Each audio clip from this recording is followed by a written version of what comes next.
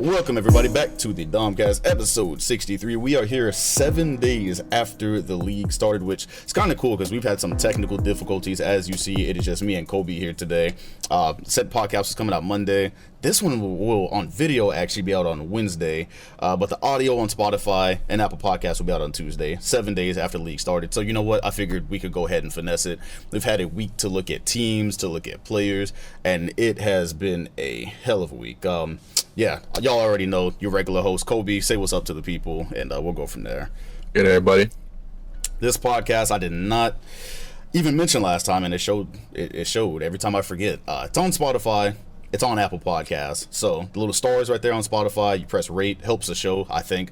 I don't know. We almost had 1,000 ratings, and after that, I'll never ask you to rate it again because once it goes to 1K, I can't see who's rating it and who's not. So whatever. Just go ahead and help some young brothers out with the 5-star, or don't rate at all. Man, this season has been crazy already. 7 days in, we have plenty to talk about. Before we get into anything, how have you been enjoying it so far? It's been hectic for me because I'm trying to keep up with literally every single thing every single night, and it feels like the season's been going on for months now. But how's it been for you 7 days in thus far?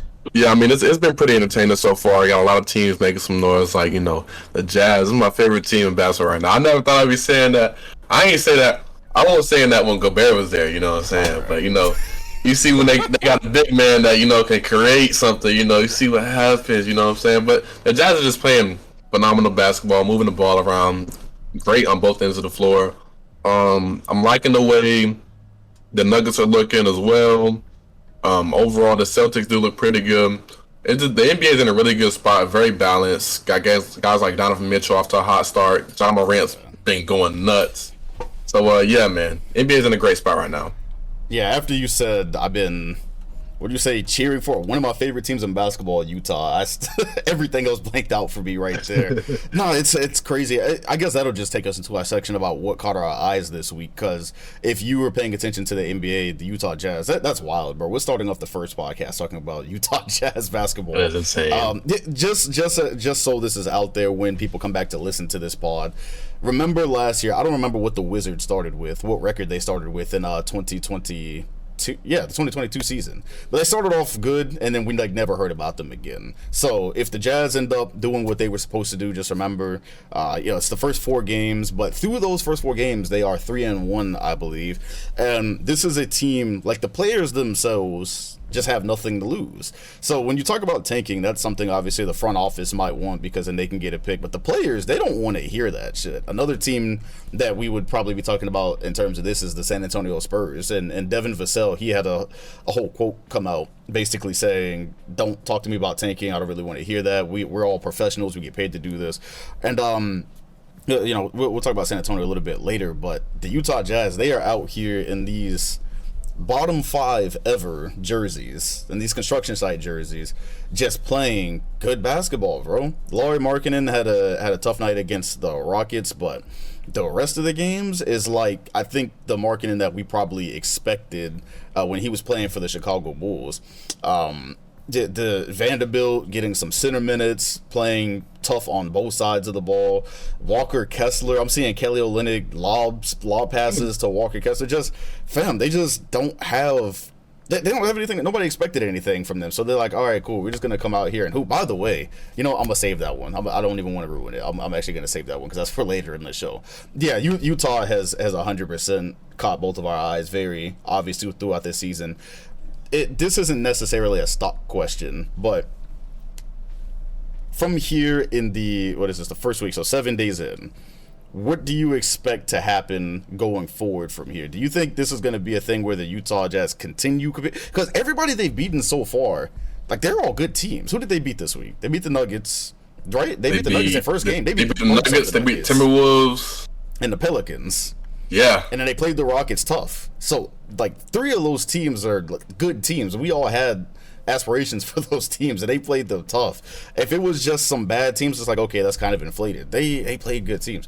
But what do you think? Do you think they will sustain this, or do you think this will be a story we've forgotten about a month from now?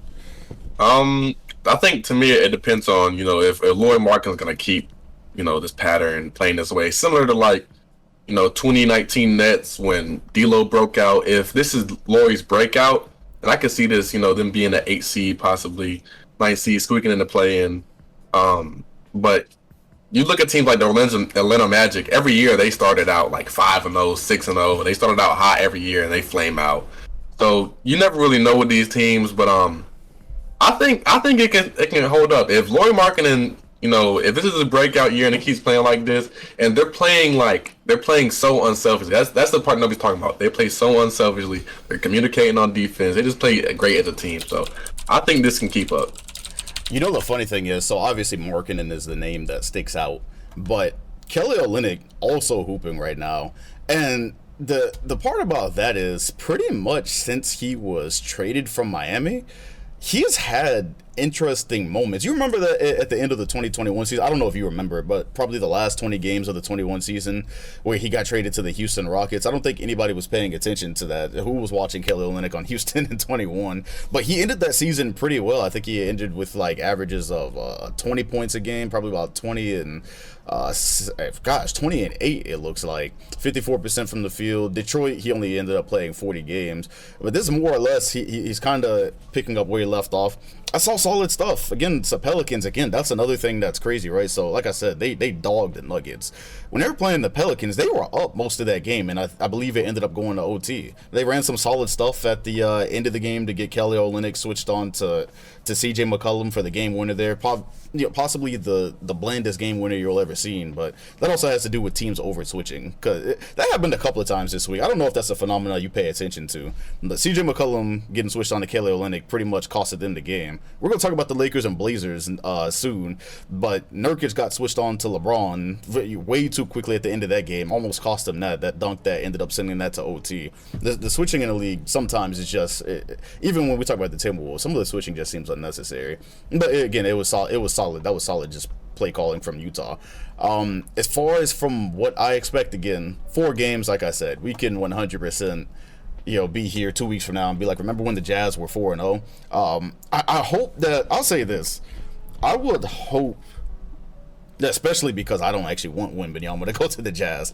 I hope that if they do continue to compete, you don't see a flat-out white flag from the front office where they just have a fire sale near the trade deadline, right? Like, if they're doing good and they end up trading Kelly Olynyk or whoever, right, that's making that team competitive, so they can do worse. I hope that they just kind of let them compete. And at that point, if they were doing good enough by the trade deadline, that's enough games to where you probably wouldn't start tanking at that moment anyways. But yeah, Utah Jazz, for those of y'all listening to this pod, I probably made a promise somewhere in the summer that we weren't going to be speaking of Utah ever, and here we are. They are there's no reason to even look at conferences at the moment. I've been doing it as a joke on Twitter, but yeah, they're 3-1 right now. They are 3-1. The conferences are turned onto their head. Other things that caught our eye this week, for me, I guess I'll go ahead and go because I asked you first. So the Nets are your team, or they're one of your teams. You have the Nets and you have the Hornets. This has been underwhelming, and I don't even know if it's an underwhelming start for me because I had them 6 in the Eastern Conference, but I had them 6 because I believe that guys are going to be missing games. But thus far, it was a 1-2 start, again, very early, but the basketball is underwhelming. Obviously, specifically from Ben Simmons, and I think you have some very early problems presenting themselves, i.e., I think we spent a lot of this summer saying that, Ben Simmons is definitely going to be playing a big man role with that team. We're going to see a lot of 4, a lot of 5 from him. He'll be able to guard all 5 positions. That happens, right? But there's a couple of reasons you probably wouldn't want that full time. Things like foul trouble, things like that game against the Pelicans where people twice his size are posting him up. Like, you don't think of JV as Jonas Valanciunas as a superstar center, but still, that's a hard assignment. Just when he's backing down, that forces help.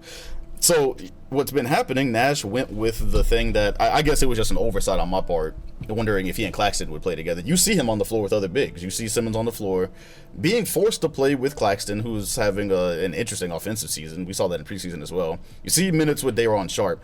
They're forced into that. Otherwise, they're going to get destroyed on rebounding. and they're going to get to show it on defense, but neither one of those look great so far. That's what caught my eyes. From a Nets fan, what's it looking like for you to start? What are you thinking about Ben Simmons and the fit overall? You don't have Seth Curry yet, so you could be using another shooter, but thus far, the defense seems like it's going to be interesting to figure out. Man, bro, the problem is with this team, we've always said you gotta outscore. We gotta outscore everybody. You know, we're gonna have to just score more points on the team, and it's gonna be 140 to 141. That's how we're gonna win our basketball games. But we can't score. That's the problem. We can't score. Like, we can score, but we have literally an offensive liability in Ben Simmons when he doesn't have to be. By no means does he have to be an offensive liability. It's all in his own head. He's making himself a liability. Fouling out of games, like, just unnecessarily. Man, Katie's gonna ask for another trade, and once he does, I'm out of here. I'm not gonna lie, I'm going. It was nice, but I'm going. I don't see a world where this team turns it around. The morale seems down already. Ben Simmons can't play the 5, but he also can't play with a 5. I just don't see a world where this team works together. So let's talk about Ben Simmons, because that's one of the reasons that it's just thus far it looks underwhelming. And I say underwhelming because when you see Ben Simmons, Kyrie, and KD on a graphic, you're like, oh, this could be really interesting. And I think they probably will end up figuring some things out. Possibly, if they could get more stops, they probably get out in transition. That's something that could be unlocked there. There's different things you can do with screens and such with those guys. But okay, right now Ben Simmons, through these 3 games, is basically averaging 5 fouls a game. It's a small sample size. I will say in the Grizzlies game, because I wanted to see what type of fouls they were. Was he getting caught in between with all the tests that he has on defense? I would say in the Grizzlies games, there was a lot of fouls that I was just like, I don't really know if. Yeah, it was soft. Yeah. Yeah, there was at least 2 or 3 where I was just going, that's not really the problematic fouls, but nonetheless, he's averaging 5 right now because he is having to set screens. That's where a lot of them came from, was setting screens. I think they were soft fouls, but still, that's something he's going to be asked to do, especially in this new role with them. He is averaging 7 assists, is averaging 6 rebounds, but with the fouling and averaging 6 points a game. And when he is attacking the rim, it's not aggressive. When there is a lane, it's not really aggressive. He made a good pass the other day that seemed like he could have dunked it, but he made a good pass nonetheless. Specifically in the Grizzlies game, one of his turnovers, which he's averaging 4 of, by the way, right now, one of his turnovers was typical Ben Simmons problems, where I think he had the ball on the wing, and I think he was trying to get the ball to Kyrie. And what do you do when Ben Simmons has the ball a certain distance away from the basket? You play off of him. Yeah. And look for he's not looking at the rim. He's looking at shoes, looking to pass. Try to get an overhead pass. That's a steal because you just don't. He commands no respect on that end. So I am interested to see. I still want more of a sample size. I'm not fully giving up on the squad yet. I'm not giving up on anybody. A couple of games through the season, but there's like a lot. They need a lot more from him. I can understand. It's like, with him being with the Nets, it's kind of almost the best and worst thing, right? Because on one hand, you look and say, oh, well, Ben is probably not that number 2 guy that we wanted him to be when he was playing with Joel Embiid. Maybe he's just not going to be that second superstar. But on the other hand, playing with Kyrie and KD almost feels like it absolves him of any real responsibilities, because he can just say, okay, well, those are the 2 guys that need to go get 40. Those are the 2 guys that need to go score. I could just do everything else. And so far, I think that's kind of translated into a lack of aggression. So it is going to be fun to see how they fix it going forward, but man, they have some, like you just said. I think they. Yeah, go ahead. They're like, so if you take Ben Simmons off this team, how much worse is this team? The entire reason why we made this trade was to solve the problems that we had on the defensive end, and we're not even. This team is not that much better with Ben Simmons, if better at all. Might be worse. Yeah, because defensively, like you said, it's probably not really going great in terms of the big spots right now. But then also, I don't know how many times I've watched Ben Simmons and ever seen people really in his. I almost said prime Ben Simmons. I didn't really mean it, but in his defensive, when he was top defensive player in the league, I don't know how many times I really ever saw guys turn the corner on him. And last night, I think I saw it twice. Desmond Bane just burned him, like out there. Ben's putting the pressure on him, and Simmons Bane just got a straight drive to the basket. To be fair, Bane killed everyone last night. Yeah. Basically. He had 38 Yeah. points. But there again, right, some of the defensive problems. Royce O'Neal, one of the people they got to be solid on defense, he got back cut twice by Desmond Bain. I mean, killed on just straight, like Steph Curry school of cuts. He got killed on that, but then trying to have Claxton guard these pick and rolls, which when you had KD, Kyrie, and Harden, and defense didn't really matter as much, I was like, all right, if Claxton can just be solid, that's a huge thing for Brooklyn. That's all they need. Now they kind of need him to be better at that. And in the Grizzlies, I counted about 4 open shots in a very small time slot for Bane last night because they essentially had Nick Claxton in drop. And Steven Adams is killing everybody on screens, by the way. Even if he doesn't actually make contact with it, guys are struggling to get around him. And so, Claxton in a drop and then trying to contain that Steven Adams drive, and Desmond Bain was getting wide open for threes. So 3-point shots, getting into the paint.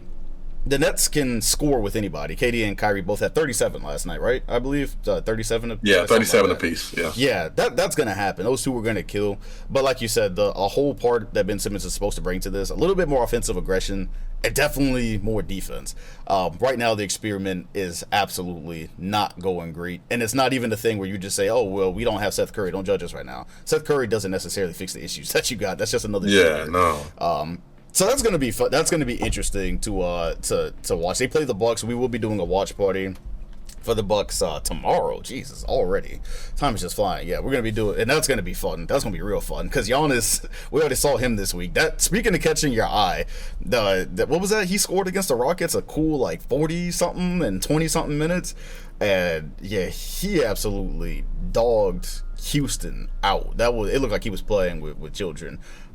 But speaking of Houston, had you paid attention at all to Jalen Green? Is that someone that had caught your eye this week at all? Yeah, I watched. Of course, I watched a little bit of the Jazz game last night.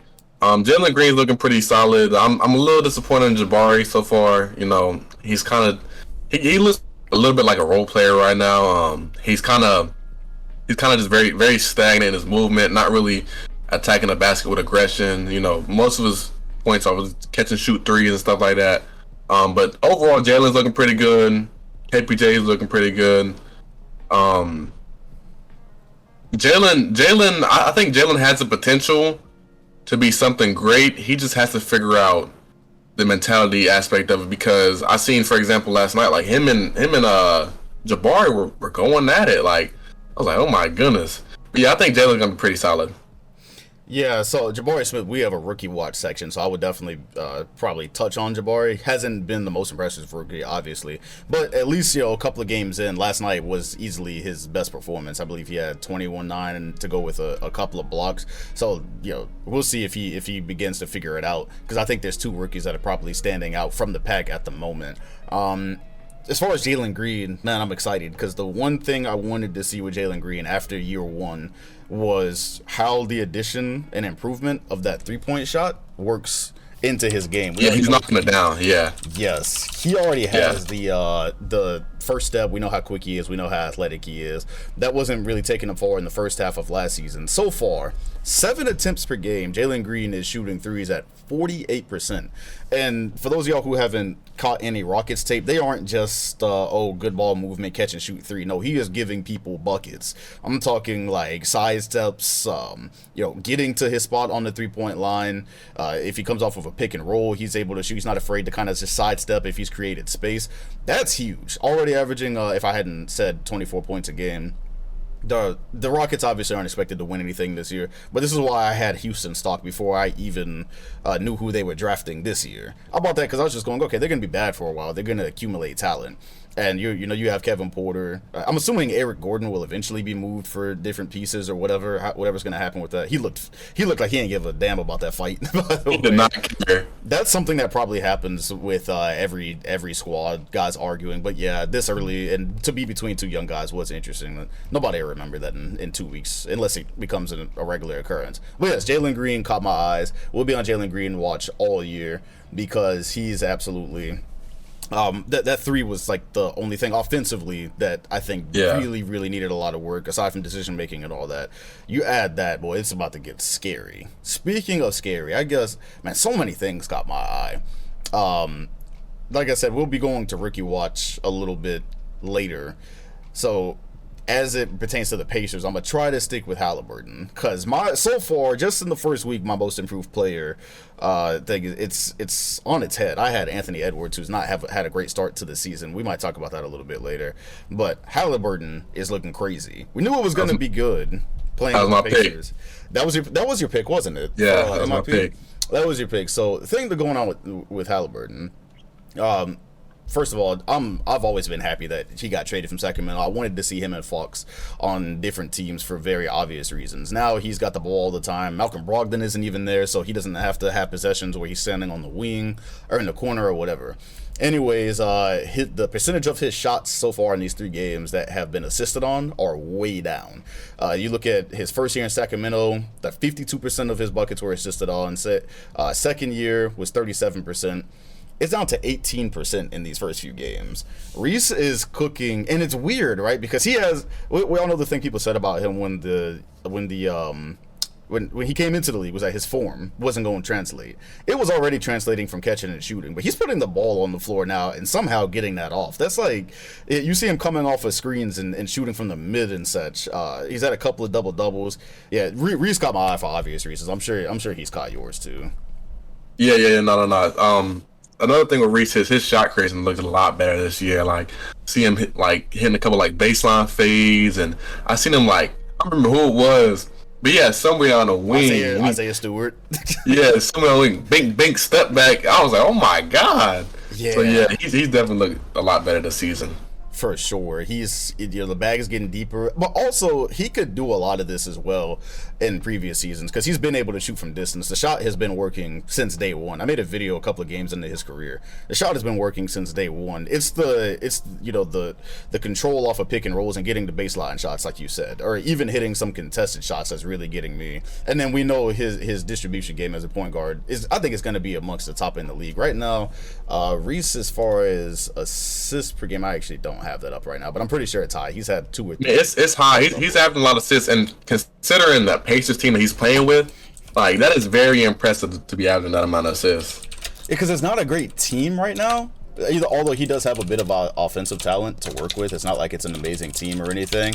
But yes, he's had the floater in his game, so when he comes off a PNR, he's either going to lob a pass to the big man, or he's going to find somebody on the wing, or he's going to float it up. The bag is deep.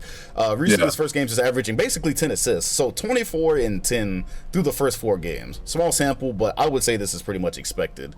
The Pacers are not going to win a lot of games, but he is going to get a lot of reps. Mathurin, who we'll be talking about later, is going to get a lot of reps. And right now, it's so hard not to step on the topics we have later, but the Pacers and the Magic, god damn it, whatever. They're basically the only team doing this right. You have your young talent do really well, but you don't win games. That's the key. Because if the Pacers end up with Wembanyama, Mathurin, and Reese, that could get very, very scary. That would be some shit. Insane. That's besides the Pelicans. That would be the dream. But yeah, so Reese is absolutely killing it right now. So I basically, on the flip side of that most improved player conversation, I did mention Ant, who so far has not had a great start to the season. It kind of just happened, and it's just making its way around the internet. So I don't know if you saw. I didn't send it to the group. Did you see Kat's comments about Anthony Edwards and his? I've seen it on Twitter, but I didn't click on the video, so I don't know what he said. Okay, yeah. So we don't really have to dive into it that much. He basically, or maybe you can have an initial reaction. He basically said that so it's Cat trying to be a leader. They asked him about the team and things that are happening right now, and he talked about Ant specifically, and he basically just said that, it kind of falls on me as a leader to give these guys advice, maybe Anthony Edwards with his eating habits. I know y'all find it funny when he gets up here and talks about Popeyes, but I don't really find that funny, and so but that falls on me to kind of maybe teach him how to take care of his body. That was along the lines of what he said, and so that's kind of making its ways around it. I saw your face; you had a pretty visceral reaction. That sounds like a troll. No, I thought it was. That really sounds like a troll. That sounds like one of them the copy pastas that they put under the tweets. Like Anthony Edwards and his eating habits. That is insane. You don't say that about your teammate. I don't care, bro. Yes. Cat, like I said, bro, Cat is the definition of a turkey cut from the Al Horford cloth. Al Horford ain't no damn turkey, bro. No Al Horford slander shall prosper. But yeah, it is Cat trying to do his leader thing that he steps into every so now often, and you see it come out in interviews, and I thought that was.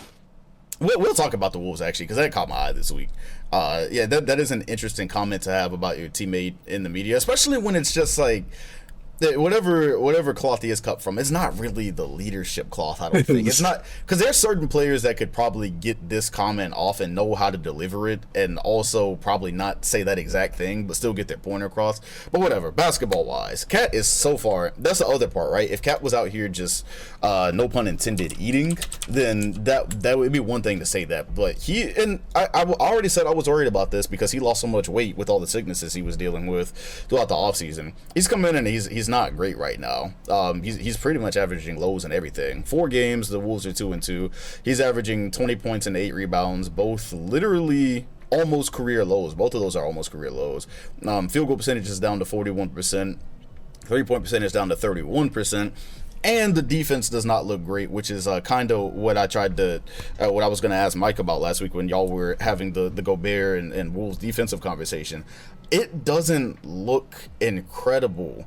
So NBA teams, the book is already out that if you can, engage Gobert, and you already know a lot of the times they're going to have him in a drop coverage or whatever. But really, if you can gauge Gobert, get him in rotation, that's pretty much the key to minimizing his defensive impact. Don't just go straight up at him and have him at the rim with his hands up. He can do that. So, but it's kind of twofold because I feel like in some of the Wolves footage I'm watching, it's Rudy and it's Cat trying to move their feet and trying to make rotations. And then sometimes, like you had the Spurs last night, I think the Wolves might have been in a zone, and Gobert and Cat were kind of engaged in this play. And then Keldon Johnson's open on the wing, and it's confusion about who's supposed to run out there. But they're both bigs, and you don't want either one of them out there. This is not really their expertise. It's concerning so far. That's caught my eye. What are you thinking so far about Rudy Gobert and the Wolves? Who, by the way, Rudy just is averaging like 15 and 18 and whatnot. But empty, no basis. Nah, but I mean, this is my concern. This is my concern. You're still getting walked by, as one would say, with D'Angelo Russell. Anthony Edwards is the best defender. You do have Jaden McDaniels. Jalen, whichever one it is. But you take a guy and Karl Anthony Towns and put him at the 4. So that's already a liability there. And this defensive guy that's supposed to be, impacting the defense so much has obviously, there's a blueprint out there on how to exploit him. A literal blueprint. Never failed blueprint on how to stop him. He's not going to do that on the offensive end either. I mean, I can see if it was Giannis or something. He's switching on the guard and he's harassing them, but it's not. He's not. So there's a very obvious blueprint to exploit him. On top of everybody else being a defensive liability, on top of, him not being able to produce much of anything on the offensive end, I called it. I knew it was going to happen. 8 seed. Yeah, I had them as an 8 seed because I thought it would probably take just for those two to get their offensive and defensive wires right. I was like, give me a 20-game sample. And with that, I pretty much had them as 8 seed. I thought overall the product would look better because I assumed Ant was going to be taking a year 3 step, which, man, it's 4 games right now, but doesn't look right at the moment. 25% from 3. Teammate at the podium talking about his eating habits. That's just, it's a lot of fuckery right now happening with Minnesota. As it goes to the numbers with Gobert, y'all know I like to troll a little bit with the Gobert agenda. Yeah, he played Poku at center for his first game, so it was literally high school. It was like he played in a high school game. I don't know why they did that to poor Poku on the Thunder, but that happened. They played the Jazz and they got beat by them. And Markkanen, he got him on one play. He dunked on him, not terribly, but he dunked on him. Then he almost cooked him for the game winner. He got this close. I needed that one. Yeah, Kobe wanted that one so bad. We were actually doing a watch party with that. Gobert slipped out there on the perimeter trying to guard him. It's not, bro. This is what I was worried about. Again, it's like once it's done, and Edwards, I was hoping he kind of took the year 3 route, and I still hope he does. It's like once you have the finished product by the end of the year, and you think about what they were last year, it's saying this team could be dangerous. I never called them a championship team. I'm saying they could be dangerous. But I will continue to watch how this defensive thing happens with Cat and Gobert because, bro, they're going to see a lot of small lineups. And so Rudy's going to be able to get his rebounds, whatever. He's going to get 15, 18 rebounds. We know that's going to happen. Hell, he's probably even going to get his putbacks off of those and get up to 15 points. All that stuff is going to happen. But if him and Cat are like happy feet trying to make these rotations and trying to chase around guys who were shooting threes and all of that. Like, that's both of your big men. Normally it's just Rudy. It's like both of your big men. It's not encouraging. So not encouraging start from the Wolves for the first 4 games, but we'll continue to see how it goes and monitor the morale, because that whatever you think about the cat comment, you can at least acknowledge that was a pretty weird moment. That was not the right word choice. Yeah, not at all. Just kind of strange. I get what he was trying to say, and I get the road he's trying to take. He sounds like he's trolling. He literally sounds like he's trolling. He sounds like he's trolling. Yeah, but he's dead serious. Yeah, it was trying to take command, I guess. I don't know. We'll see how it keeps going. A team that's not trolling. Again, we talked a little bit about Desmond Bane. What even is Ja Morant right now, bro? I have a Ja video coming out hopefully at the end of this week for his career type thing, not career recap, but whatever. That's a different story, bro. What is Ja Morant right now? This is wild. Through the first 4 games of the season, I wanted to as a wise man once said, meet Steph Curry with a 40-inch vertical. He is lighting it up right now. He is lighting it up. Insane jump. Bro, his shooting is insane right now. Ja Morant is averaging 35 points a game through 4. I could read his game lines, but just know that his game logs look like video game numbers right now. You can pretty much attain that through that average alone. But 35 points, 4 rebounds, 7 assists, 3-point percentage at 5 attempts per game is at 60%. Once again, and field goal percentage at 54%. These are not just catch and shoot threes. These are, I'm giving you a bucket if you fall asleep threes. As in, you might be afraid of my drive, but here I am coming off of this screen. There's a little bit of space, I'm letting that go. I wanted to see that for Jalen. Any player that has crazy athleticism, I want to see that develop. With Ja, that is the biggest thing. I probably number 2 on my list was, outside of him having a floater, I wanted to see maybe some legit mid-range work, just because of what happened in that Grizzlies series. And how effectively the Grizzlies were able to, in the Timberwolves series, and how effective the Timberwolves were at keeping him without 2 feet in the paint. Basically, he could not get 2 feet in the paint most of that series. He was effective in the Warriors when the defense changed, but I thought the Timberwolves had that on lock. So I had been saying that all throughout the season, really. What did he shoot last year from 3? 34%, so it's pretty average. I was like, he needs to be good at that off the dribble. He is killing that right now. His drives and his finishes somehow seem even better at the moment. This is basically what I hoped we would have seen if Derrick Rose hadn't have torn his ACL. This is like the progression I would have liked to keep seeing. The jump shot get way better. Him just putting all parts of his game together. And it's way too early to be talking about MVPs.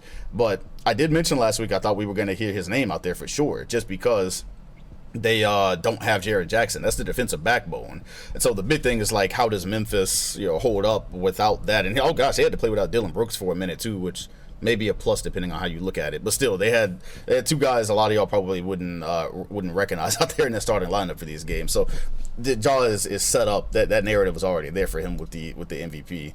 But absolutely killing it so far. Memphis at the moment is one of those teams that's up there as well. They're 3-1, so they're not missing a beat.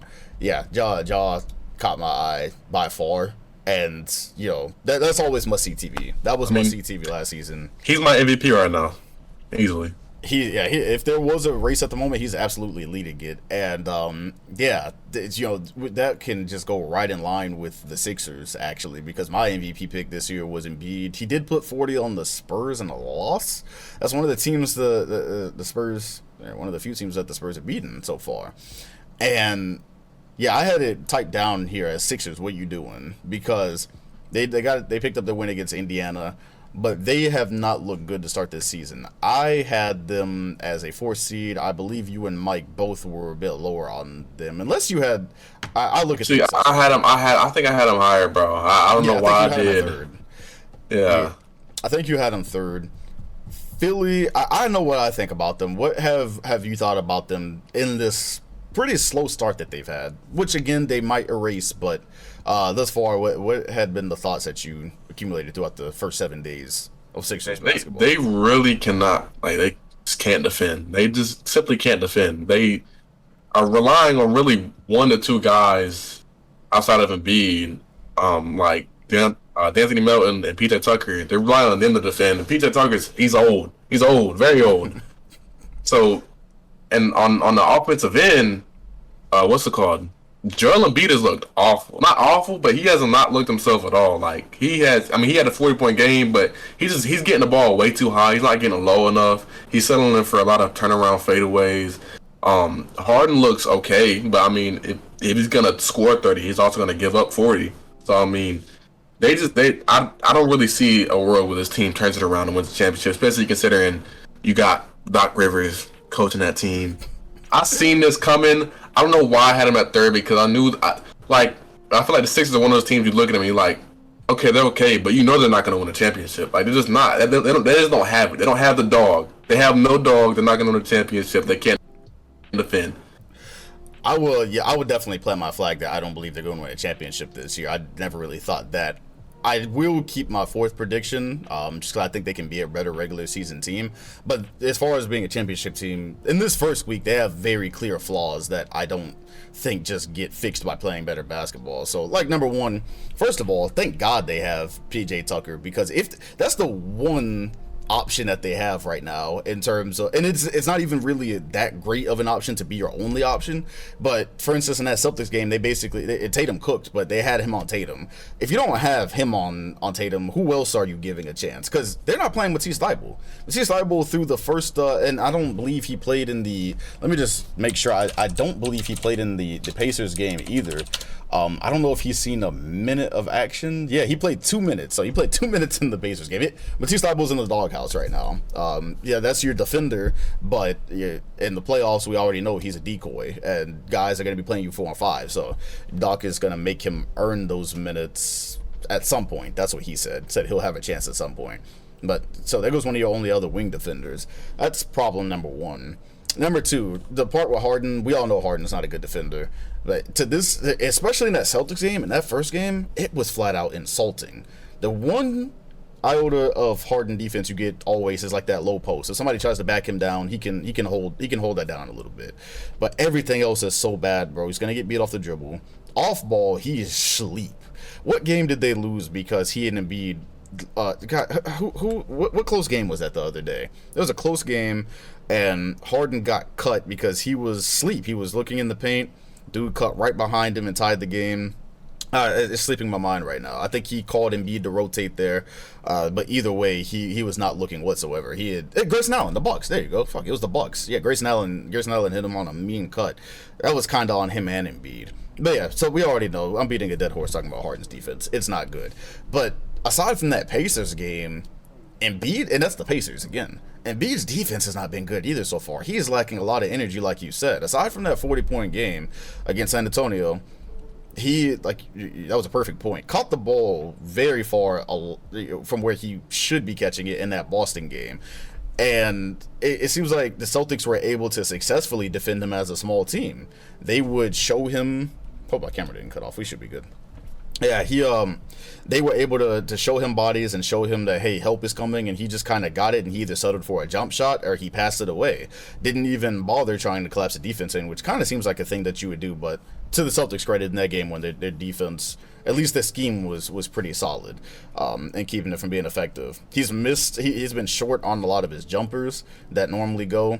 So offensively, those were things that I hope he'll figure out. I had him as MVP. I hope he'll figure those out. But offensively, it hadn't looked great for a lot of the week. But defensively, also in space, he had been lost quite a bit as well. Very low effort, low energy on that end, late on rotating to certain places, and overall just not being the two-way superstar you would expect. So we've seen guys play themselves into shape throughout seasons. Luka is an example of that. We'll see how far it goes with Harden, with Embiid. But yeah, so that's another problem. And then final one is the bench. I think the bench has had a good game for the Sixers so far. Would you look at Philly's bench? Oh, that's one of the other problems. Besides, because I have one more after that. When you look at Philly's bench, where do you get production here? Like, yeah, D'Anthony Melton, and I guess you hope Daniel House hits some shots. And then, I mean, other than that, I mean, it's gonna have to be Maxey with a lot of that unit. Yeah, when or Maxey or Harden. Yeah, But basically. on top of that, even if it is Maxi, I'm not sure how confident I am in Maxi's half court creation. You know, so you haven't been impressed with that throughout the week? Yeah, yeah. Like Maxi, a lot of his buckets are just getting out transition, fast break buckets. I mean, he can score in the half court for sure, but there's definitely a step that he needs to take. So that's exactly where I was going. Outside of the bench, I was going to say you hope Niang hit some shots. It's really a lot of hope on that bench. It's hopes and prayers right now for who's scoring. And I saw somebody in my chat actually recommend that they put Maxi in the second unit, but I'm not sure if that helps right now because it's kind of like, what is Philly doing to help him get buckets in the half court? Because a lot of the times, I don't have the Nekias posted a perfect stat. It's showing the touches between when Harden got traded to the Sixers last year, that little bit that he got to play with them, and how it looks this year. And it was the touches, so it was pretty evenly distributed last season when he first got traded there. This year, it's like Harden's touches and then everybody else by a mile, which is kind of like the Harden stamp of a team, right? He's playing good, but he's also playing Harden basketball, which is I'm going to dribble. Yeah. And then the screen will probably come eventually. That's the one thing that I think that they have that works really well is Harden and Embiid PNR, because teams have to figure out what they're going to do when both of them are headed downhill, and Harden can hit a floater or draw a foul or pass. Like that's a good thing. But again, a championship team's only offense is not just PNR between two guys. You can't just do that all season and expect to be taken seriously. But yeah, a lot of dribbling going on, and that takes away from Maxi's game. I thought that when they first got together, Maxi and Harden, that was the most exciting dynamic because they were playing off of each other really well. But you're right. Right now, for Maxi, it's a lot of transition, or he catches somebody's body position wrong, and makes a run for the rim, makes a beeline for the rim, or maybe he gets an open-looking shot, or he starts forcing shots because he hadn't had one in a while, so as soon as he gets the ball, he putting that hole up. But there's not a whole lot of, hey, Maxi get the ball and someone come screen for him, or just, design sets basically to get him involved. So, yeah, the more this becomes like a Harden-centric team, his numbers will do better. He will do better, and he'll probably look closer to what we call a prime Harden. But the rest of the team, like, we already know that's not really championship basketball. And Maxi will be extremely frustrated with that, I think, because it's going to kind of stunt what he can offer. Do you think it would change anything? Would you be for putting Maxi? But if you put Maxi on the bench, what are you going to start? You going to start Middleton then? Like, that was his Yeah, I mean, and then you get a little bit better defensively, but offensively, you're still very stagnant. I feel like there's no way for this Embiid Harden thing to work because Harden's only effective when he feels like, I have the green light, I can just go down and shoot however many shots, I'm getting all these touches, and by that you're limiting Embiid. But if you just give the ball to Embiid down low every time, you're limiting Harden. So I don't really. Harden can't work off ball. He can't be that number 2 guy in my opinion because he just doesn't have it in him. Like when he tries to do that, he just struggles. So I don't think this duo will be able to work together. That has been the challenge this week, is having both of them have great games at the same time. I think it happened once, but the rest of it was kind of like, your turn, you're shooting well, or I'm shooting well. It was kind of that. It's kind of that dynamic. So outside of the PNR, yeah, you do wonder, what's the ceiling? Is there a championship ceiling for this? I still think it has a lot to do with how Harden plays, the style that he plays, and then the team around him. That's just such a big thing at the moment because, yeah, they got more than one thing to figure out to take them further. I don't think that, like you said, that Maxi switch onto the bench, I don't think that immediately fixes it. I believe they could still end up with the top 4 seed and end up winning games off of the strength of Harden and Embiid. But yeah, it was a very underwhelming start. So we'll continue to monitor that Philly situation, but that definitely caught my eye. Are we at that part already? I'm gonna save that for last. I'm gonna save them for last. I liked Pascal Siakam this week a lot. That's something. He might be taking another step, and I feel like we tend to forget Pascal because Remember in the 2019, after the 2019 finals, we kind of expected him to be that dude. Remember, during that playoff run and everything, we kind of expected him to be who he really is becoming. But I had to give him a shout out because not only is he cooking on offense and the bag is deep, he works on that every summer. He's one of the guys that you see his training videos and it visibly affects how he plays the next season. His playmaking as well has been really nice on this Raptors team. You know, seeing a double coming and hitting the open guy, making plays for others. It's literally not just him spinning in the jump shots. He's making plays for a lot of this Raptors team as well, and they have looked pretty. The team overall has kind of looked how I expected so far, but I like Siakam this week. Yeah, no. He I think the biggest step I've seen is his playmaking. He's having like 7 assists right now. He's having double-digit rebounds, so he's really showing he can truly play that center position fairly well. And that's another reason why I had this team in the playoffs, because I believe that, you know, they play a newer style of basketball. They play long, lanky, fast. I think he adds a lot to that team. His scoring has taken another jump. He no longer has that label of, you know, spin cycle, only got one move in his bag. Like, he's actually getting in his bag now. So I'm really impressed with Siakam so far. Yeah, no, I've absolutely loved it. It's through this first week, 27, 10, and 7 for him. As far like those are star numbers right now. Yeah. 4-game sample size, but it matches the eye test as well. Playing 38 minutes a game at the moment. Those all match the eye test. I want to see him keep that up. I don't want there to be a fall off 2 or 3 weeks from now. We're not talking about Spicy P, because he can keep this up and get the second All-Star appearance of his career. As far as Toronto as a team, I will continue to monitor it. Scotty Barnes has picked up some injuries this week, but that's the team I kind of had fighting just in this Eastern Conference, maybe fighting for a play-in spot, but who knows? Because I also didn't see Siakam taking this type of leap this year. He's still, goddamn, he's 28. He's not technically young, but yeah, good week for Spicy P. I'm kind of rushing this section if you can't tell, because we just have funny stuff to talk about. Lakers, what the fuck you doing, bro? What are y'all doing? What is happening in La La Land? For those of y'all who listen to this podcast regularly, you know we. Now, it might just become a regular season thing where we take a look at the Lakers' slow descent into hell. It's an 0-3 week for them so far. Problems everywhere. We already know Westbrook is going to come up in that, but they have more problems than just Russell Westbrook.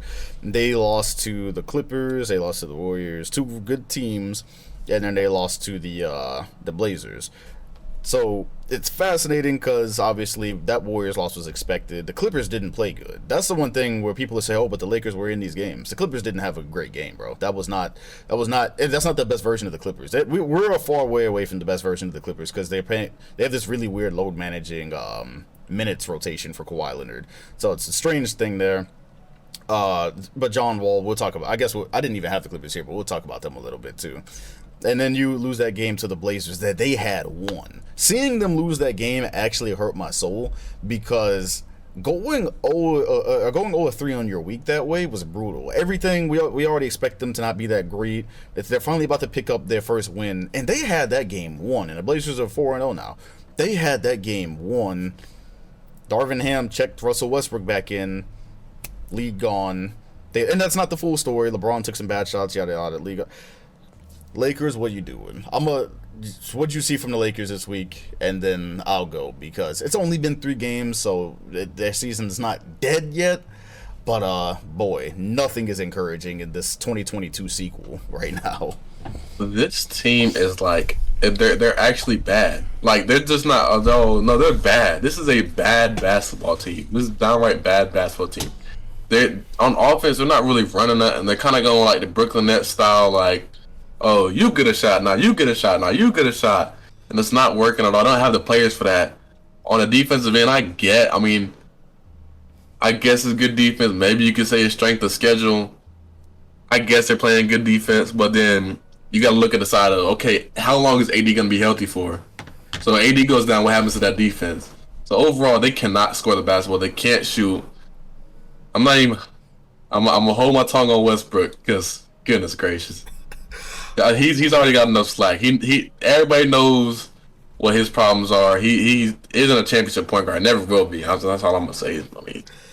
All season long, I will refer y'all to my Los Angeles Lakers season preview, because I don't think it was. I'm not even gonna give myself credit for it. I don't think any of this was hard to see. I looked at their roster and I said, "What the hell is this around LeBron and AD? It's terrible. It's a lot of guys who do things that don't really matter around LeBron and AD because whatever they do, they don't hit shots." And so there's that. That's the very obvious part. Top defensive rated, as far as last night, anyways, they were the top defensive rated team in the league right now. AD, to be fair, after he slipped and busted his back and could barely walk, he has been playing good defense. He had about 6 blocks in that Blazers game. He won that game for them. The game in the second half, he won that Blazers game for them, and then they lost it. So I know why he was mad, because he started taking over on both sides of the ball. The Blazers, they don't have Gary Payton yet, but I don't think their defense is necessarily like impressive or good right now. But that's a different. We'll be talking about them. So there's that. LeBron James, there is a conversation to be had there, because he did start LeBroning at the end of that Blazers game.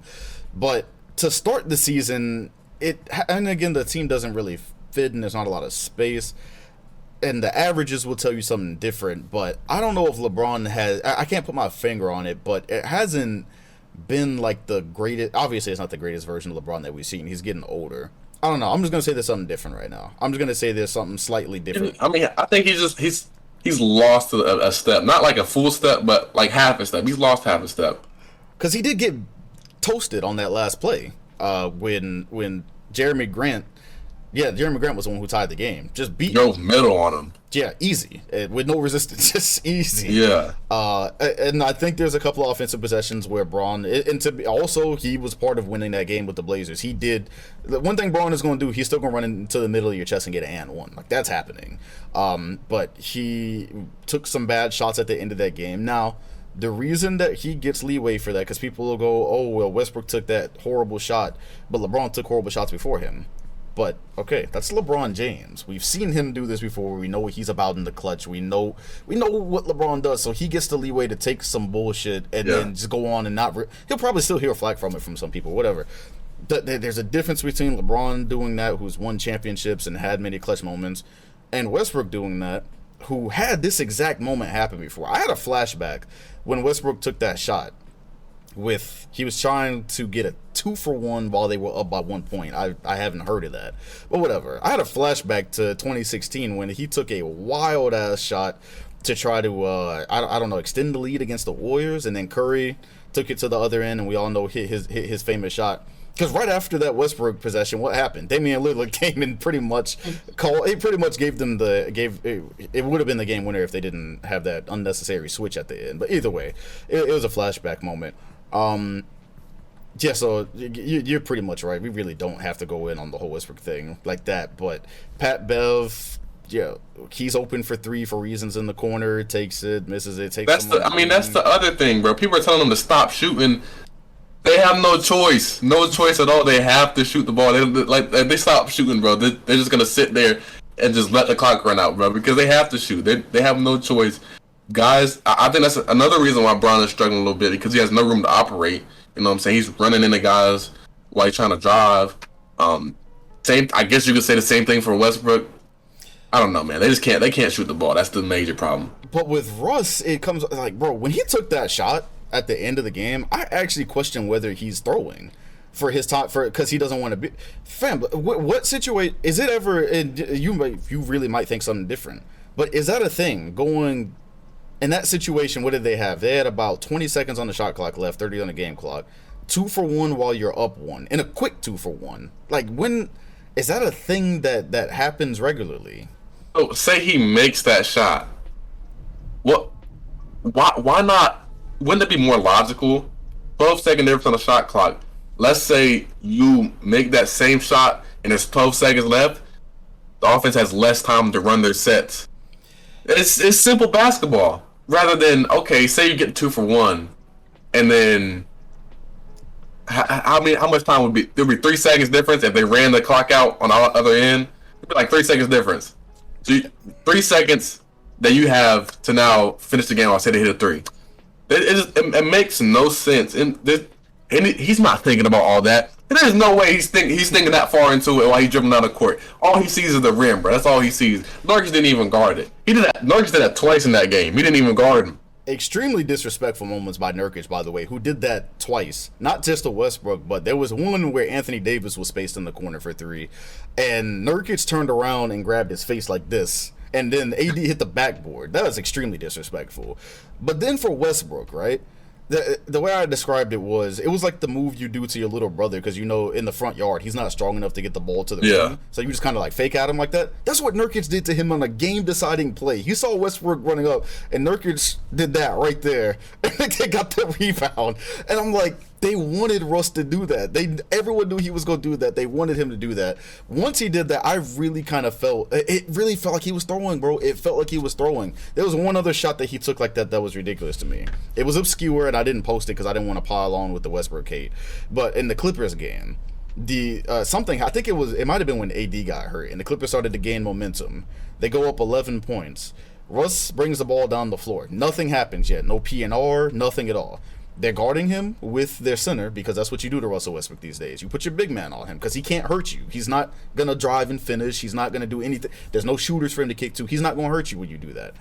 This man saw Zubac, walked up about 6 seconds into the shot clock, and shot a three. Nothing else happened the whole play. Momentum going the Clippers' way, shot a three 6 seconds into the clock. And I was just like, that. I get that they were giving him that shot, but there's a reason they are giving him that shot. You can say, oh, it's an open three. He took it. They wanted him to do that. And more often than not, he is doing what they want him to. And it just goes back to him not fitting, right? Because like to your point, you said the Lakers have to shoot the ball. And that's exactly what teams are daring them to do. They have to beat them with defense, and LeBron and AD have to take over for them to win games. Yeah. And if those things don't last long enough, they don't win the game. It's brutal right now. I mean, I think it's to the point, and it's been past this point.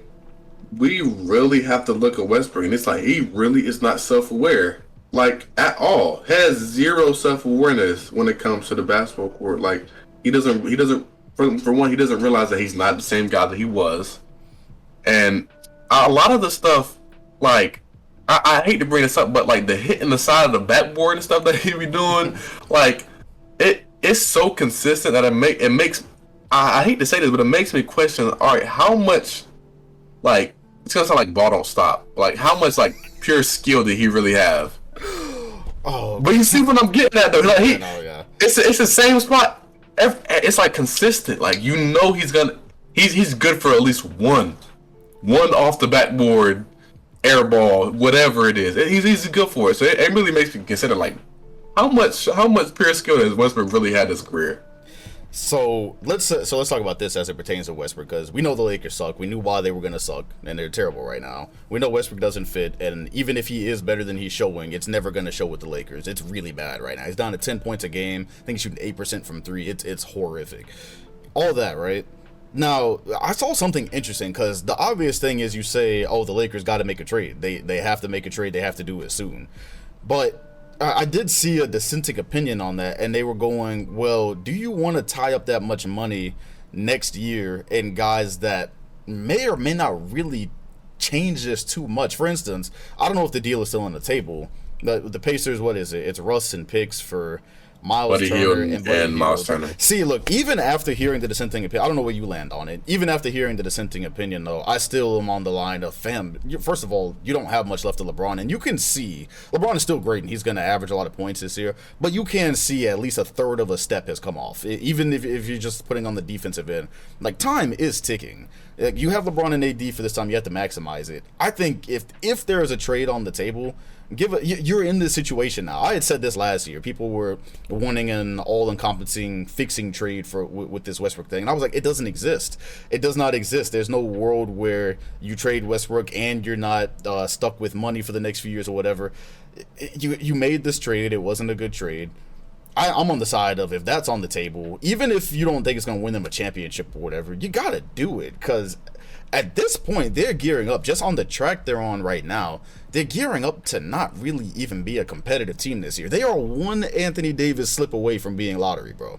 Like, at this rate, AD, if that slip had been any worse and he's out for 10 games, y'all are giving Wemby to the Pelicans. You were an AD slip away from that. I'd make a trade regardless. I mean, I wouldn't say I would bet money, but I won't look at you crazy if you bet money on the Lakers being a lottery team. like a severe lottery team gosh, because man. we know '80s injury history. LeBron's old. I mean, who knows, bro? They literally have to play perfect while also not missing any games for them not to be a lottery team. And they're perfect. What the problem is? They're perfect, or close to their perfect, is basically what we saw at the end of that Blazers game, and they still lost. Which, by the way, that was also this whole thing. This was what I was talking about last year. For those of y'all that remember my old pods from talking about the politics of guys making that much money, you have to think some of that was involved with Darvin Ham putting Russell Westbrook back in the game because they were doing good. They were doing good. Everything was fine. They were probably going to go on to win that game. His reasoning that he told us was he wanted more athletic perimeter defending. That's why he put Westbrook in. And even if you got that, you knew what it was going to do to offense. You knew what his decision making is like. So that directly contributed to them ending up losing that game. Even if you want to talk about LeBron shots or whatever, they were fine up until that point. There was no reason to change it, but they did it regardless. It's this. Look, if you want us to talk about other guys that were terrible too, yeah, whatever. Kendrick Nunn was terrible. Patrick Beverley was, but they're also not making $40 billion, and your whole season don't depend on whether they get traded or not. That's just the truth about that. So we will update y'all on this spiraling Lakers situation in another week, I guess. But it is, boy, that schedule, man, bro. Look, It is just tough. before we end the Lakers talk, bro. Their schedule right now. I should have had this pulled up. They play the Nuggets tomorrow. They play the Wolves after that. They play the Nuggets again. They play the Pelicans, who, hopefully they actually have their guys. They play the Jazz. They play the Cavaliers, who will probably have Darius Garland. Oh my God, they play the Jazz again. They play the Clippers. They play the Kings. They play the Nets, Pistons, Spurs, and then the Suns. So if you want to say like maybe the Timberwolves will not be good enough, or the Nuggets, which version of the Nuggets you get, or if the Pelicans are healthy, they need a lot of things to go their way right now, or else they could end up maybe beating the Jazz once through this stretch. Like a lot of things have to change. But hey, you know what? Build on your defense. That's all I got to say for the Lakers. Keep leaning on the defense and hope LeBron and AD can win you some games because it's not great right now. Rookie watch. This class is going to be ridiculous. What are you thinking of the rook so far? Who has caught your eyes there? It's close, but I say most impressive got to be Benedict Mathurin. That's so nice. No question, because we expected Paulo to come in and be ready, but Benedict, he came in, great rebounder, by the way. He's having a great rebounder numbers. I mean, overall, he looks phenomenal, bro. Like, he looks ready. Like, he's not just like catching and shooting. These are tough buckets he's getting. He's bullying people. Paulo looks very good too, though. Paulo's looking phenomenal as well. Here's the thing about Paulo. And so, I'm going to give a shout out to more rookies, but just starting with the obvious ones. Paulo Banchero, even if he's not as efficient on some nights, he's getting to the free throw line, man. He's already, the way he uses his strength and his body, just in these first few games, I was like, it feels like I'm watching a vet or a guy that's been in the league already. It's not very indicative of a guy who just played his first couple of games in the league. Just so I can check for accuracy with his free throw attempts per game right now, he's averaging 9 free throw attempts per game in the 4 games that he's played, up to 22 points. Like I said, field goal percentage at 42%, but even then he's getting to the line very nicely. The level of skill that he shows is wild, because not only is he using his strength to get to the rim and then rebounding well or whatever, fam, like the under the legs sidestep jump shot type shit is like, look, I don't necessarily care about his field goal percentage this year as long as it's not trash. I don't necessarily care, just because some of these shots are things that I see just in the process. Okay, 2 or 3 years from now, this is gonna be ridiculous. He's gonna be doing this at a superstar level, so I don't necessarily care if he hits front rim on those or whatever, but because I know it's there, I know that's in his bag. Obviously in transition, either running with the ball or running down the court as a lob threat, the Magic got something special. I'm going to talk about them a little bit more in Tank Watch, but I absolutely love what I've seen from Paolo. Watched him play against Boston, had a better second half against them. A lot of fun. Yeah, like you said, Benedict Mathurin, bro, him playing with Tyrese is crazy. Pacers hopefully not going to win a lot of games this year, but Benedict Mathurin is also shooting the ball as well. So he's shooting the ball. So his finishing has really stuck out to me. He's another guy, another rookie who is taking hits and finishing like he's been in the league for a good minute now. Didn't have a great game against Philly. With rooks, I always say they're going to have up and down games, but just through this week, Benedict Mathurin, ridiculous. Doesn't have to wait to get the ball from Tyrese, but the fact that he's out there playing with him and he's going to get plenty of assists from him is a plus. Those two right there, and then one more piece through the draft is going to be absolutely, that's going to be incredible. Like I said, Jabari Smith had a great game last night. Not a great start for him so far, but I think him and two other teams set some whatever record he had last night, put him up there with two other. It's an ESPN stats. Like two other teenage players have done this in NBA history. It was a solid game for him. Keegan Murray too. Got to give him a shout. Whenever Sacramento decides to start him, we can really start to have the Keegan Murray conversation, because at the moment they're going with Harrison Barnes and KZ Okpala. So whenever they decide they want to let Keegan off the hook, that boy got a laser, and I think he can do more as well. Putting the ball on the floor. But I've always been excited for Keegan Murray. I just think that it's only been 4 games, but Paolo and Mathurin have the potential to really separate themselves from the potential in the situation to separate themselves from the rest of the pack. I think Jabari will improve. Those two have the potential to do that for sure. So those are that's basically all I want to say for Rookie Watch throughout this week. It is exciting. Let's move on to Stock Watch. This is basically whether we're buying, selling, or staying neutral on some of these teams that we spoke about earlier in the first podcast and such. So just throughout the first 7 days, with the Stock Watch, where are you on the Blazers? This will be an interesting conversation. You buying, you selling, you neutral. Where are you on them?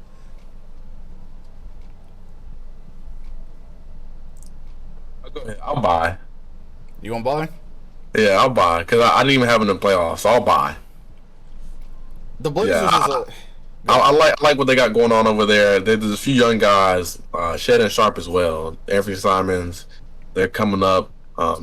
Jeremy Grant's been looking really good for them. Dame's been looking like Dame. So yeah, I'm buying stock.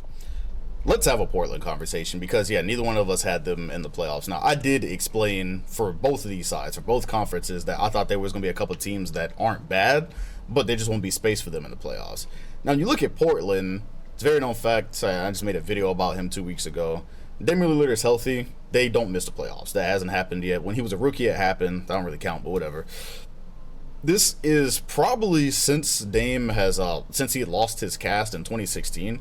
I would say this is the best team he's had. Jeremy Grant was a player that they needed. As far as needs, that was a guy that they needed. They definitely needed Gary Payton, who hasn't played yet. That's crazy. When you talk about the defensive backcourt between Simons and Lillard, that's going to be interesting to see how he fits in with that. And then Simons, every single time, Anthony Simon, every single time we've seen him play without Lillard or get some good amount of reps, he's like an offensive firecracker. And we saw that in the Nuggets game last night, which I'm assuming you saw that third quarter. He absolutely just set. That was ridiculous. I felt like I was watching a Klay Thompson level explosion. So super exciting backcourt. Like we said, what you have there with Jeremy Grant and the role that he's supposed to fill, really on both sides of the ball, but definitely defense. I'm still waiting. I'm staying neutral. It's a 4-0 start. I'm not buying or selling. I'm staying neutral on Portland just because I want to see how their defense holds up throughout the season. Guys are going to be going at Nurkic. They're going to be putting him in situations. They're going to be trying to get them to switch. Like I said, specifically the end of that Lakers game where Nurkic, I think it was Nurkic and Grant who had the assignment, or maybe it was Winslow, I can't remember, but they switched really, really quickly and LeBron cooked him. LeBron's going to cook a lot of people like that, but still, Nurkic as your defensive center isn't enticing. But they do have some promising things also, and then you probably won't expect to hear much, but you wouldn't expect to hear much, but Winslow on the defensive end as well, hounding people. He's going to be doing that all season. That's basically all he has to do aside from hitting a couple of shots. He comes in, does a job, Nasir Little comes in, does a job. This is probably one of the better Blazers teams that they've had. And still, my question is, when you lay out the 8 teams in the Western Conference that either made the playoffs or are supposed to make the playoffs, it gets hard because it's like, who do you drop? When you go Warriors, Nuggets, Clippers, Pelicans, Suns, Grizzlies, Wolves. It's like one of those teams for Portland to make it would have to drop. And so I think, what name out of those would you think is dropping? I think It feels like everyone probably has the same answer on this one. The Wolves. Yeah, everyone. If there were a team to drop, especially just with the way things looked, it would be the Wolves. But if the Wolves figure it out and they get better, like none of those other teams. Did I even name the Mavericks? Did I name the Mavs? I don't even know if I named them. Did I? You say that? Yo, this shows you how competitive it is, bro. Yeah, it's crazy. Not only the Mavs, but it's crazy to say it, the Jazz and the Blazers. Those are three teams right there that could potentially be competing to play in. That is insane. Like the Kings. If the Jazz kept it up, the Kings will, even though they haven't played well, or even though they haven't won games, they've been competitive in some of these. De'Aaron Fox has been playing very well. They'll probably be competitive. I'm hoping they'll be competitive after trading Haliburton for Sabonis. The Spurs are a team we haven't talked about. If them and the Jazz are like the two wild cards, those are like the if teams. If they keep it up, those are possibly teams that you're looking at. It's ridiculous, bro. It's a ridiculous conference, and a team would have to drop. So. I'm going to say, anyways, I'm staying neutral on the Blazers, but I will concede they look really good. Dame did not lose a step. His first game, he missed a lot of shots that we know Dame can make, and it didn't look good. Then he had 2 straight 40-point games. Last night, I believe he had something like 30. And him and Simon's going to be very fun to watch. But let me continue to get Blazers games on the slate. It's a nice start for them. The Blazers have had good seasons before.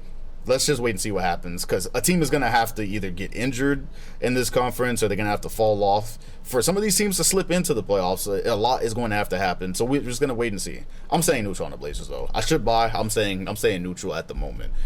Are you buying, selling, or are you neutral on the Miami Heat? I'm selling. I was selling before the season even started. You sure was. Yeah, I was definitely selling. So we've had 2 Biscayne Biyombo appearances so far. He's had a couple of good games, but Bam Adebayo, it's not been exactly what I wanted coming into this season. Jimmy Butler is doing what he does. Caleb Martin already got suspended once. Tyler Hero, this is the interesting thing about them, right? And I would say for the first week, I would just call it solid. But Tyler Hero is going to see a lot, and I mean a lot of reps on defense this year, especially because he wants to be a starter too. He wants to be a full-time starter. He's going to see a lot of people trying to hunt him, even if he does solid. Say he's a solid defender halfway through the season and he keeps it. They are going to be putting him to work the entire season. So I want to see how that translates and what that, if that affects his offensive game, because he's going to be getting tested the entire time. We know that the PJ Tucker, I said, even though that wasn't that's not a savior for the Sixers, I still think that's a loss for Miami. And Kyle Lowry is still not doing good. He spent a lot of last year injured, but right now it's not looking great at all for him. So, let's say anybody who out there is trying to propose a Westbrook for Kyle Lowry trade, shut up. You don't know ball. That is awful. That is an awful idea. Neither team gets better. Goodness gracious. I saw that tweet, and I just asked, why would Russell Westbrook fit on the Miami Heat? I saw that. The Lakers get better. The Lakers do get better, I guess. But oh my God. I saw that tweet, and I was just like, I assumed it was for engagement. And not even trying to be snarky. What does that do? Bam, Jimmy, and Westbrook walk into a bar. Like, whatever, man. Like, y'all are gonna play a lot of bricks. Are y'all gonna play Strus and Tyler Hero on the wings or the other 2 spots and just hope they hit every shot? I don't know, fam. Whatever. So yeah, I had the Heat at number 2. Just on the first week, I'm not selling a lot. I'm gonna sell a little bit though, because I'm not encouraged by the direction. The general direction right now. I would say that I'm not encouraged by. Brooklyn Nets, buying, selling, neutral. Considering I had them at the 2 seed, no, the 1 seed. I'm at the 1 seed. I have to sell. I have no choice but to sell. I'm not selling hard though. I'm not completely giving up, but I'm lowering my expectations a little bit. I'm seeing some of the problems. Like, they were looking fine preseason, and then that's why it's the preseason, So I'm going to stay neutral. I'm staying neutral on the Nets. I had them as a 6 seed. It's happening for different reasons so far. Just this week, they look more or less what I expected, but for different reasons, I would say. Or if they do end up near the back of the Eastern Conferences for different reasons. But I would say neutral at the moment. It's just not necessarily a team that It was really just kind of waiting to see what the Ben Simmons dynamic looked like. I went with them at the back, but I was waiting. Okay, does the Ben Simmons thing turn out great? Does it fit like hand in glove? So far, it's not gone even good right now. But I'll still stay neutral because I could see Kyrie and KD if they play, if they stay there, if they stay playing. See them finessing enough games to be decent in the regular season. Are you buying, selling, or neutral on Anthony Davis? So not a team, on a player. Because that's somebody we had a lot of conversation coming into this season. Neutral only because of injuries. If assuming all perfect health, I'll probably buy.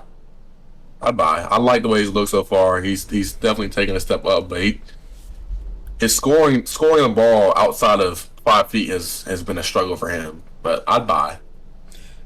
I'm going to buy a little bit just because I like what I've seen effort-wise on defense. So that's what I was wondering. Him coming back, barely playing over these last seasons and always getting hurt. I'm wondering, does the defense take a step back? And at least to this point, I've seen the willingness. But I would say, so the willingness has been there on defense, and they had him at the 5, so I like that. Want to see what the shooting looks like. Obviously, you always want to see that with AD. But fam, he's got to set screens, dog. Like if he's got to set actual screens. Because if you were to go look at all possessions, just for these last 7 days of Anthony Davis setting screens, he will walk up and do the motion. It's like a video game. He will do the motion and make no type of contact. He wants to slip every time. That's what all he wants to do is slip. Every time. And I'm like, bro, you gotta make contact on these, man. Like, even in the game I was looking at with Memphis yesterday, like Steven Adams, even if they weren't making contact, it still was giving those brick wall vibes, basically, when he was setting the screens, or if they did make contact, guys were having trouble getting around him, and it was basically tearing up the Nets defense. AD's not as big or as wide as him, but still, fam, they're, as a big man, and especially as somebody who's playing the 5 now, there's got to be some effort on that side. But again, just from him coming back and being so far, I would say one of the bright spots for the Lakers right now. I'm gonna buy a little bit on AD for the time being. That's all I had. That's all I have for Stock Watch. Rapid fire. I only had one thing here. Not sure if you have anything or not, but this is less rapid fire. This is almost trivia. I'm tripping. I had rapid fire and trivia here, then I kind of combined it. Whatever. Anyways. One player in the league right now takes over 3 3-pointers a game and shoots over 75%.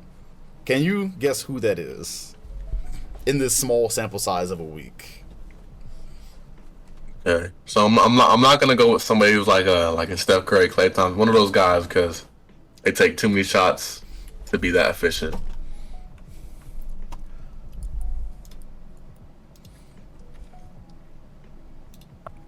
I feel like, I've been looking at this team heavy. So I have done a numbers check, but I don't know if he has attempts. But I know one guy that is lighting it up at that rate. Is it Kelly, or does Kelly not make enough attempts? Ain't no way you didn't Google that. It ain't no fucking way you didn't Google that. Look, Kelly who? Kelly who? Kelly Olynyk, because look, I've been heavy on the Jazz. I've been real heavy on the Jazz. So I've been looking into their stats and stuff like that. You know what I'm saying? I looked at Kelly. I was like, oh my god, he's lighting up. That's the only guy I can remember even looking and being like, he's lighting up. That makes me sick. I didn't think there was a chance in hell you were gonna get that. It is Kelly Olynyk. It is. I didn't know he had the attempts. I almost wasn't gonna guess. I was gonna guess somebody else. Kelly is averaging 16 points a game right now, shooting 61% from the field. This is 4 games, but still. 61% from the field, 79% from 3 on 3.5 attempts per game. So obviously it's first week, just having a little bit of fun with it, but still though, that's wild. I was gonna guess Ja, because Ja's been lighting up, but I don't know. I feel like Ja, he takes so many shots to be able to be that efficient. That's great. Okay, I'm gonna have to do a harder one next year. I will move on to Tank Watch if you don't have anything for that section. So what do you mean by Tank Watch? Like who's gonna be taking? Yeah, pretty much looking at how the supposed to be tanking teams are doing. Just probably a few words on this. No. So obviously, what I'm saying, Utah, I'm a Utah guy. You know what I'm saying? That's shameless. Absolutely um, shameless. the Pistons are really fun. The Pistons are looking really fun. I Oh yeah, love watching them We didn't play. talk about Jaden Ivey, not even in the rookie section. Bro, I love what I'm seeing from Jaden Ivey. Just, Yeah, I think there's definitely, I can't wait to see how his decision making progresses because I've seen some, and maybe you could just call it taking a chance, but there's definitely some risky passes, leaving the feet to make a pass. But I see the idea, and he gets out there in transition, fearless on the finishing. I guess the whole thing will just be how him and Cade make it work, how they can both be efficient yeah. at their games. I'm sorry for not mentioning Jaden Ivey, Detroit fans. I was just so enthralled with my two favorite rookies at the moment. As far as tank watch goes, how about the Los Angeles Lakers? No, the Magic are the only team doing this right now. They're 0-4. Talked about them a little bit earlier. They're doing this right. They are just playing with random lineups, letting guys go play basketball. Bol just had his best game of his career probably last night, and I saw a lot of things. Saw him in transition, bringing in Euro steps, blocking shots, and it's great because so let Paolo do things and figure out his game, his NBA game. Let Bol do things. Keep giving him minutes. Let's see if there's an actual product there. Let Wendell Carter and Franz. We already know Franz is hopefully going to keep developing. Same thing with Wendell. Just let them do things. Put huge lineups on the floor and lose games. That's all you need to do if you're the Orlando Magic right now. And hope you get blessed next season, basically. So 0-4 thus far. I bought Magic stock before they had Paulo Banchero. I bought that last year. We have the receipts on the podcast. The Oklahoma City are 0-3. We already know what type of timing they're on. They started Poku at center in their first game. So also they're not the only team doing it right. I'm sorry. The Thunder are also doing this correctly. The Kings are not 0-3 on purpose. They're definitely not 0-3 on purpose. They've been trying, and De'Aaron Fox, once again, when De'Aaron Fox is healthy, this is what you get from him. I feel like since he's in Sacramento, people just hear about his scoring numbers whenever he has a hot night. But when he's healthy, he hoops. That's what you get from him. Spurs.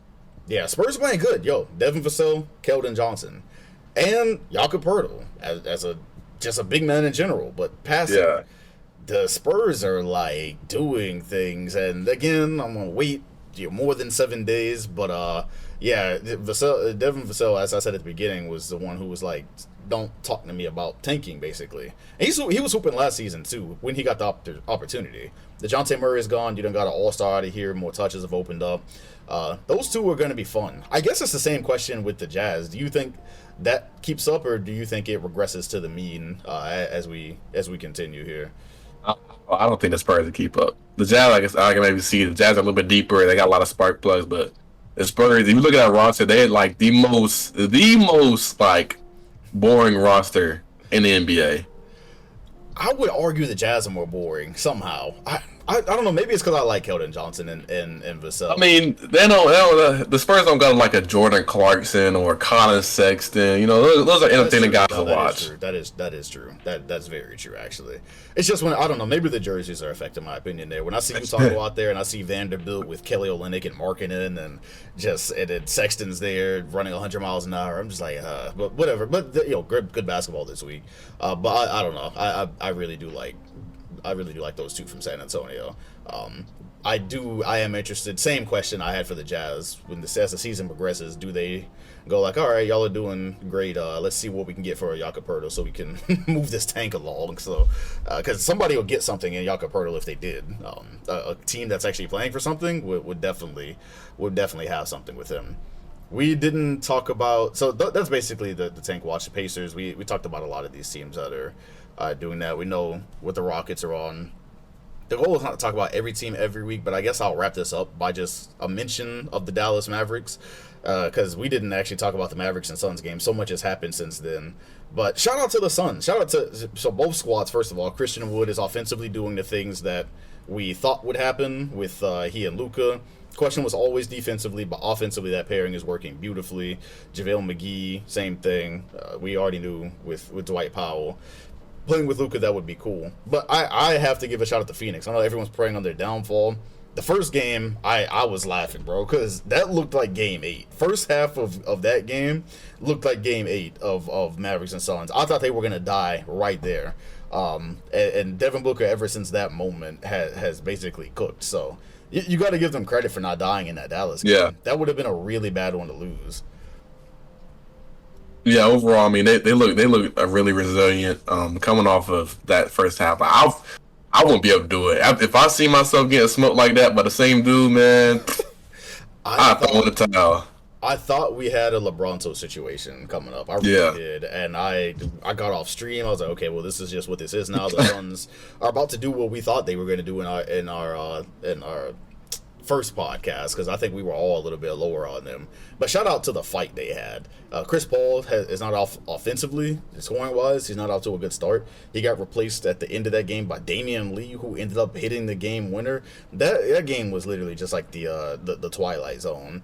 But I did want to make sure I stepped in and gave a shout out to Christian Wood and gave a shout out to Phoenix for not dying. Because if they had lost that game in that fashion, after losing to the 36ers, after losing Game 7 the way they did, I was just going, okay, you know what, Phoenix, they're ready to roll over and die. But they're not dead yet. Phoenix is actually playing tonight. I will be doing a watch party for that squad tonight. It's the first week. It's only a couple of games for these teams. They're 2-1, but that's a shot I had for them. That brings us to the end of this first podcast. We covered basically everything I wanted to cover for week 1. There's plenty more ball to go. Kobe, if you have anything left you want to say, you can get that out, and then we can wrap this up. hey man, watch Utah basketball. That's all I got to say. Shameless. Absolutely shameless. I would give the Jazz their credit, but I'm not even going to pretend like I want to see anything positive happening in Utah. Shout out to Lloyd Markin. I have wanted to see him do well since the Chicago days, but nah, bro, that's shameless. For those of y'all who are listening, this is on Spotify. This is on Apple Podcasts. YouTube is the main platform, but you can catch them. If you don't have YouTube Premium, you can always catch them on there and close your phone while you're working out or doing whatever else you were doing. As far as the days of the podcast, because I know this on YouTube will drop on a Wednesday, on Spotify drop on a Tuesday. I still kind of want to calibrate it to Monday just for the start of every week, but at least for this one, we will see, and we'll see what happens with the third guy on next week, because I've actually heard some interesting things that I didn't know before. So I will go ahead and wrap this up. Hit the like button, comment, all of that good stuff. Rate if you're on Spotify, Apple Podcasts. We will see y'all next week, regardless.